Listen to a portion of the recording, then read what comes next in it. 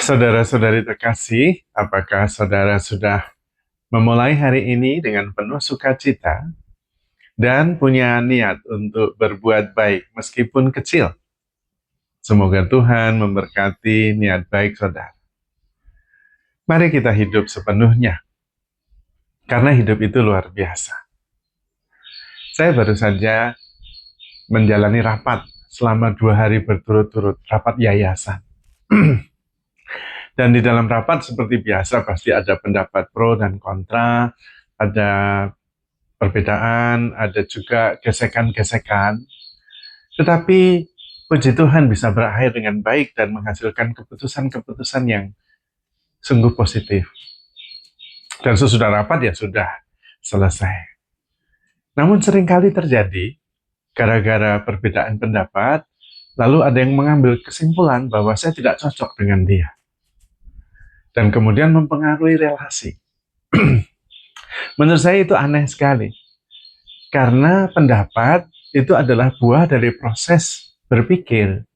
Tentu tidak sama dengan pribadinya, itu proses berpikirnya.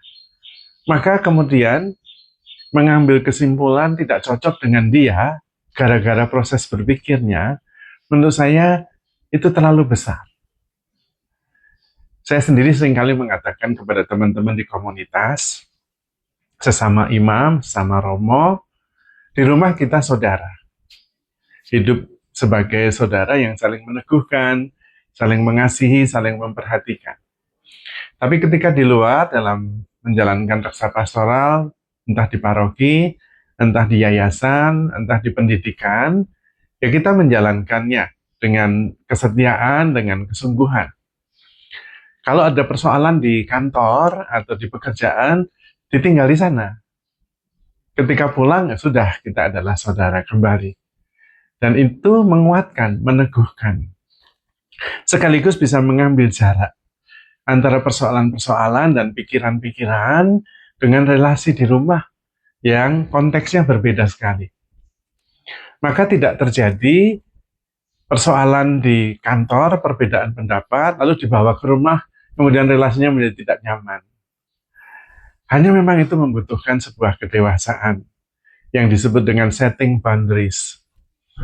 Tahu membatasi di mana relasi-relasi yang sifatnya kekeluargaan berdasarkan pada respek, penerimaan, dan menghargai secara penuh dengan menjalankan tugas di pekerjaan. Kalau tidak bisa setting boundaries yang cukup jelas, akan ada campur yang membuat relasi kemudian kadang-kadang terpengaruh. Namun sebetulnya ini bisa diperluas. Perbedaan pendapat, perbedaan pandangan, itu adalah sebagian dari keseluruhan pribadi itu.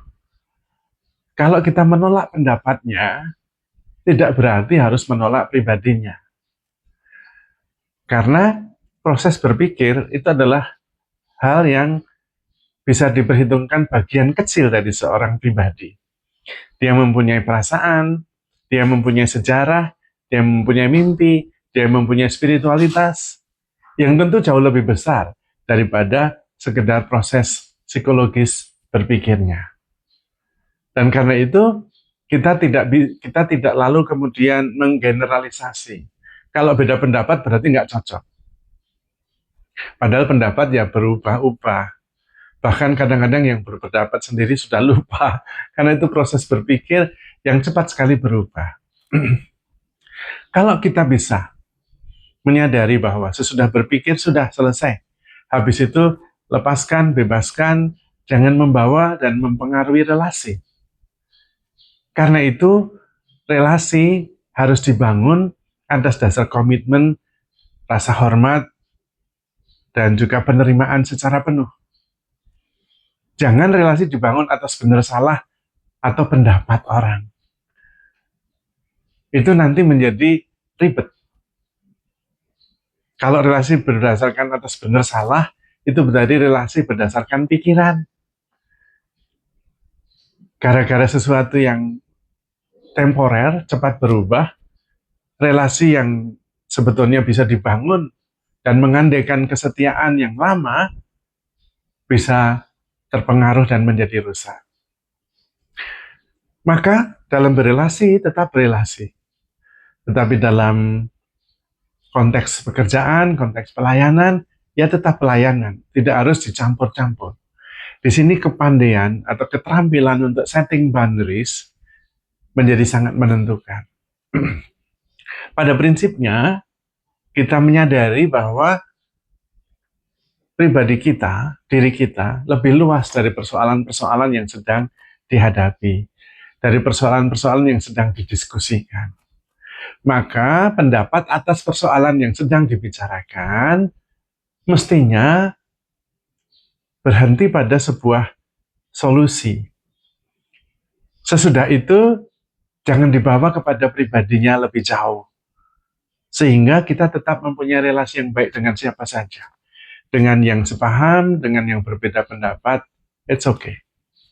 Di situ ada kedewasaan dalam membuat batasan-batasan yang jelas antara persaudaraan, relasi, dan pekerjaan, pelayanan. Apalagi kalau kemudian dalam berdiskusi, dalam perdebatan, mengambil keputusan, dan kemudian kita bertumbuh secara pribadi, itu jauh lebih baik lagi. Kita bisa terus-menerus berkembang, dan kemudian kita sadar kemudian bahwa kita lebih besar dari persoalan-persoalan itu. Sebetulnya itulah yang dimaksud oleh Tuhan ketika Tuhan mengatakan, carilah dahulu kerajaan Allah. Ada kerajaan yang di dalamnya Allah yang berkuasa. Satu-satunya yang punya kuasa adalah Allah. Dan itu ada di dalam diri kita. Itu berarti kita yang harus menyerahkan kuasa kita kepada Tuhan. Contoh sederhananya begini. Kalau saya berbahagia, kalau teman lain itu baik, kalau teman lain itu menyenangkan, itu berarti kerajaan saya ada di tangan orang lain. Soalnya kalau kemudian orang lain itu menjengkelkan, menyakitkan, saya lalu kemudian tidak bahagia. Itu artinya menyerahkan kunci kerajaan saya kepada orang lain.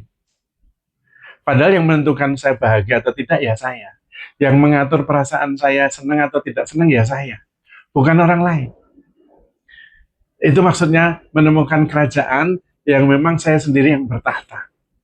Nah, kalau kita bisa kemudian menemukan kerajaan itu, kita yang bertahta dan berkuasa, tidak ditentukan oleh orang lain, maka kemudian saya menjadi lebih bebas dan lebih mandiri. Apapun yang dilakukan orang lain tidak mempengaruhi saya. Saya bisa merespon sesuai dengan kehendak saya, sesuai dengan karakter saya, sesuai dengan keyakinan saya, sesuai dengan values yang saya jalani.